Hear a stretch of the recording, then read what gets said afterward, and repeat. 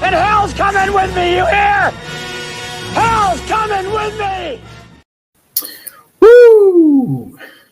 And hell hath cometh again as we have another episode of the Outlaw College Football today. And saw a little article today on Essential Sports that tweaked my interest and sort of made me think, sort of like the old Arsenio Hall show used to say, things that make you go, I know I overused that, but I used to love that shit. I ain't gonna lie. While Arsenio Hall turned out to be pretty much of a Fruit Loop, his little talk show had some moments that I really appreciated. The Four Horsemen shout-outs go to Denizen, Roy Miller, Doug Fleetwood, and OU Squiggly Line Boomer, Squiggly Line Sooner, or the random Four Horsemen shout-outs. They're saddled up, mounted up, and ready to go, and they're going to help us today's college football invasion. So I'm going to go ahead and bring this article up for you guys, and I'm going to, add a little bit of reading between the lines, so to speak, and what I think is maybe a little sleight of hand by those Texas long turds, as we like to affectionately call them up in here. But let's go ahead and bring that up for you guys real quick. As you can see, the title of this from Essentially Sports is Concerns Rise for Brent Venables in Oklahoma as Unfair SEC Bias Threatens Sooners Head Coach $44.8 million Safety Net. Now I'm going to scroll up here a little bit. Don't pay attention to the blue stuff that you see on here on the screen. When I'm scrolling up to start right here, what we forecast to be a scheduling imbalance, did that actually prove to be in 2024? That does project again for an imbalance in 2025 between Texas and Oklahoma. Yes, in fact, Oklahoma played teams in the SEC in 2024 that went 40-24 in the conference. That means they won 62.5% of their games, Oklahoma's opponents, in the SEC, which is huge. Those teams went, of course, it says, which, of course, the Sooners only went 2-6 in the conference. Those teams went 34-22 against everyone else. They won over 60% of their games against everyone else. It says if they can't cope with the ice bag, blame it on the SEC. They actually did the Sooners dirty. Looking at the 2025 lined up matches, they will start out with Kansas State, who's a former Big 12 rival, and then the trajectory looks pretty banged up in back-to-back games against A-listers like Texas, South Carolina, Ole Miss, Tennessee, and it doesn't get any easier. On the other hand, Steve Sarkisian doesn't have to worry about much about their scheduling except for the two early matchups against Ohio State and Georgia.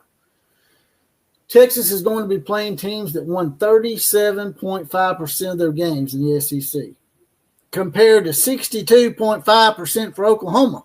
That's a big-ass difference. And Greg Sankey will be telling us, oh, well, it will just happen to work out like that. Do. Yeah, okay. There's another way to slice this. It says, let's look at the opponents that each team has to play from most difficult to easiest within the SEC. For Texas, they got to play Georgia. And, of course, they lost 2 games to Georgia, including the championship game. Georgia was 6-2 in the SEC. Texas A&M at 5-3. Those are just 2 teams that Texas had to play that finished over 500 in the conference. Also, the Aggies come in the final stretch of the season, so then they don't have to be on edge. Now, scroll on down here some more. I can get this thing to act right today. Let's go on down here and see what they got to say. While it might look like a plain bias from the outside, SEC Commissioner Greg Sankey revealed that it wasn't on purpose, but rather a lot of factors, including the last few years' records. I don't understand. That don't make no sense, Greg. The history of and the history they share and how much more has worked while deciding the schedule. So deep down, it's more balanced than people think. While he may not be wrong, Brent Venables has too much of a chip on his shoulder to be convinced. Brent Venables could be in huge trouble next season following their second consecutive losing season in Norman. It's not consecutive, dumbasses. See, it's essentially sports, man. Sometimes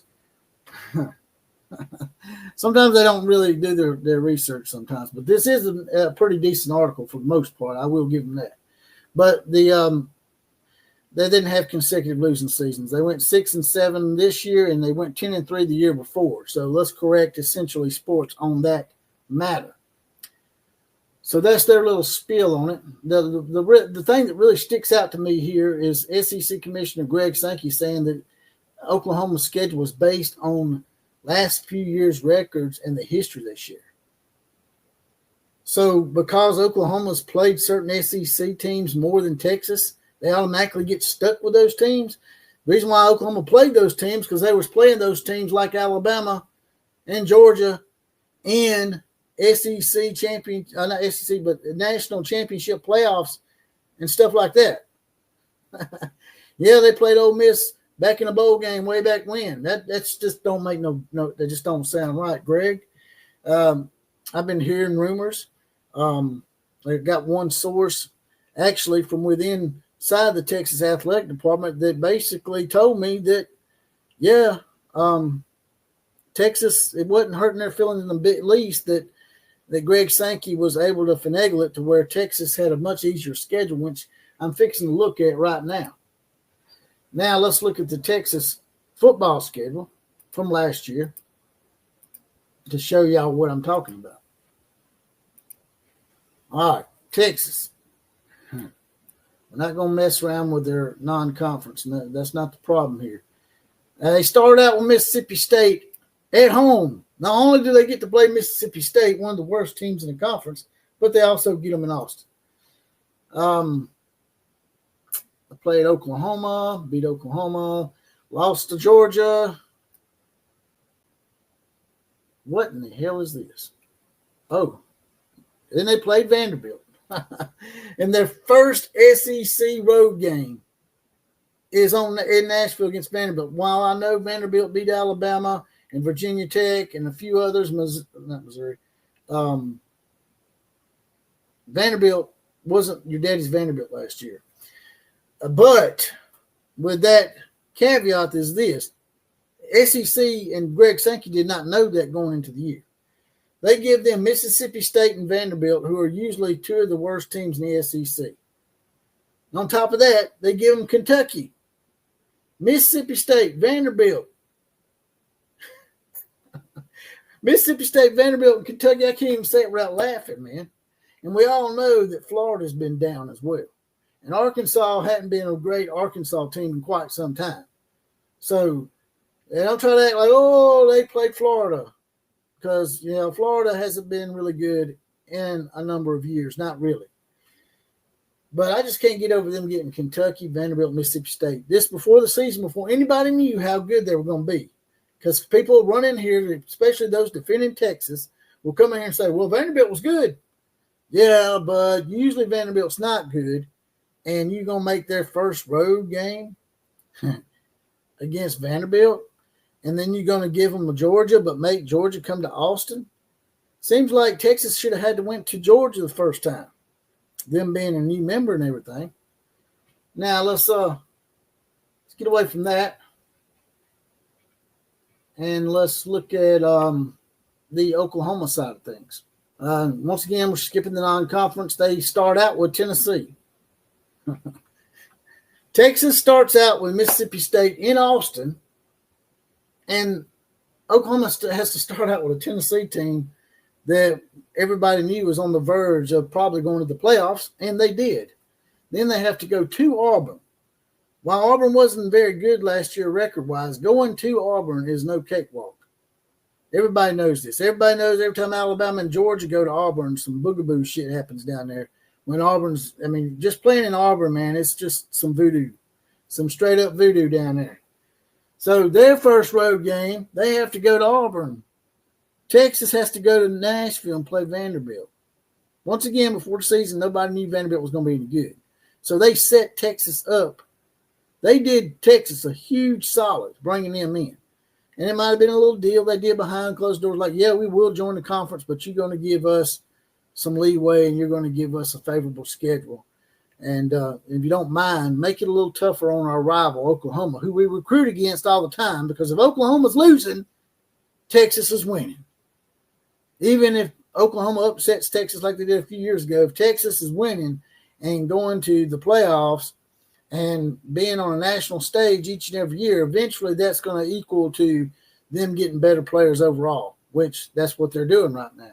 Oklahoma then had to go play South Carolina, who was on the cusp of making the playoffs. Now, South Carolina is just like Vanderbilt. Usually they're not a great team, but South Carolina does have a more recognized consistency of winning than Vanderbilt. So still, Texas got the solid and Oklahoma didn't. Then they had to go to Ole Miss. Everybody knows Ole Miss is on the rise. Ole Miss probably should have made the playoffs. They probably should have been in the playoffs over SMU, Clemson, Alabama, and South Carolina. Everybody's talking about South Carolina should have snuck in. They were the darling at the end of the year, but to me, Ole Miss was probably the team that really got screwed. Ole Miss, very highly prolific offense. Their defense has improved a lot. Then they have to go to Ole Miss? Really? Then they go to Missouri.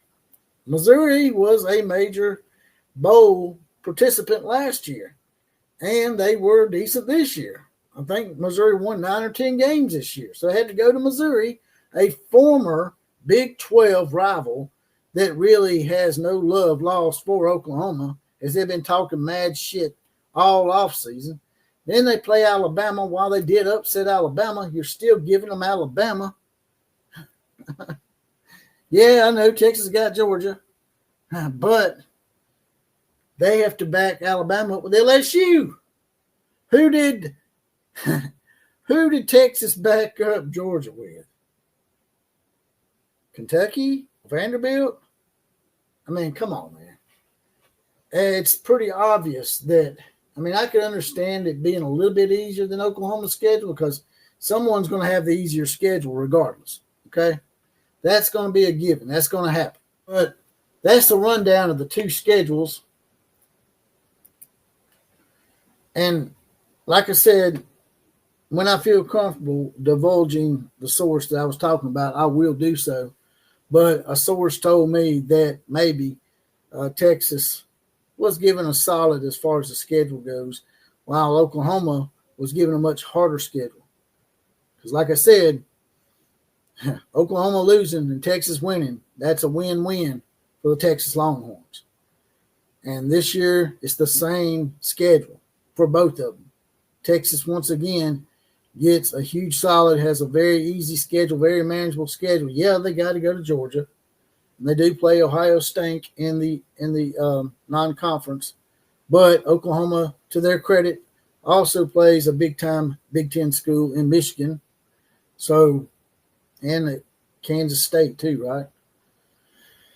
So, y'all let me know in the comment section what do y'all think about all this. Do y'all think that maybe the SEC and Greg Sankey, along with Texas, done something shady?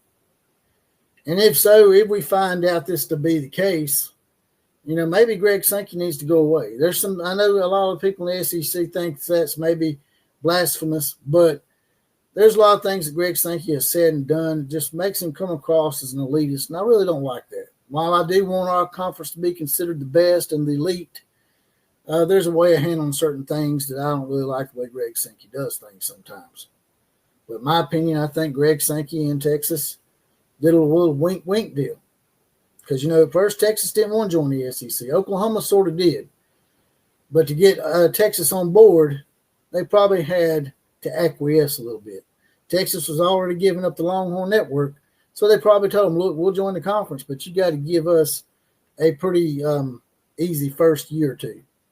And if you don't mind, throw Oklahoma sort of a hazy type schedule. Throw them a hell of a swerve. And I think that's exactly what they did.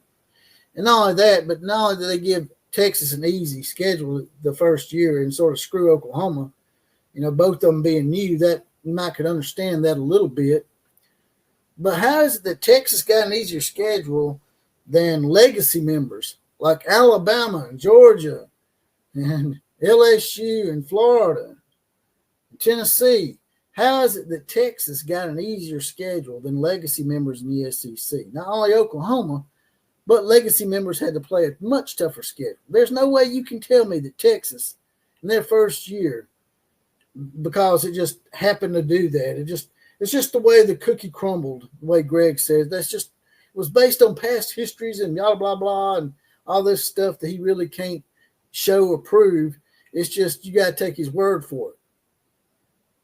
Mississippi State, Kentucky, Vanderbilt, all teams before the season started considered to be cellar dwellers for the most part. For most of the time in the SEC history, those three teams have been pretty easy outs.